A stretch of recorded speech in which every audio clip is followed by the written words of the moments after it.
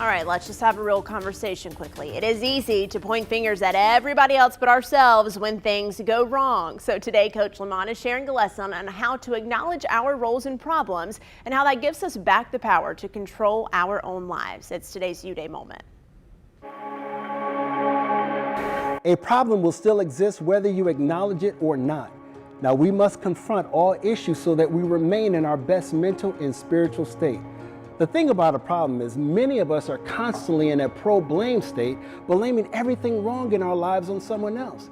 We have these internal conversations saying to ourselves, I can't forget what they did. They hurt me. I was rejected by them, and my life is the way that it is because of what they did. Okay, breathe. Now take back the power from those that you are blaming. Now face your problems by first owning them, and once you own the problem, confront the problem. Keep this one thing in mind. You will never conquer in life what you refuse to confront, and you will never move forward because blame is a weight that anchors you down in despair.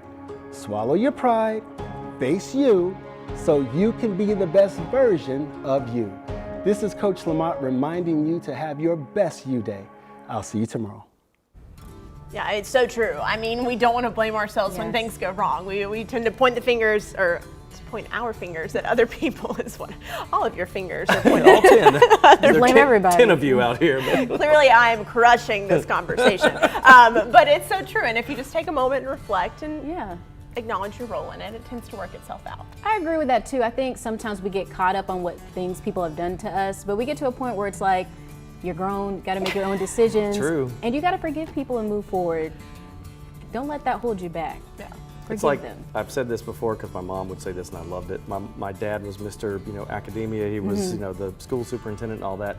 And my mother never went to college, wanted to be a housewife. That's what she wanted to do. And she said, that's my love in my life for my kids and that kind of thing. But she said, when I would go with your father to these banquets and things and everybody around the table are having these highfalutin conversations, like she would say, she said, I know when to shut up. And when to listen and not blame or not act like you know what you don't know. And I think sometimes we do that. That's when we want to point the finger because you can't admit that you don't know something. Yeah. Admitting that you don't know it is how you learn. So. Well, I mean, it's something that just comes to mind when you're a kid and you're all out with your other friends and you're being left out. And I used to run to my mom and say, "They're not playing with me." And she's like, "What are you doing to insert yourself into what they're doing to play?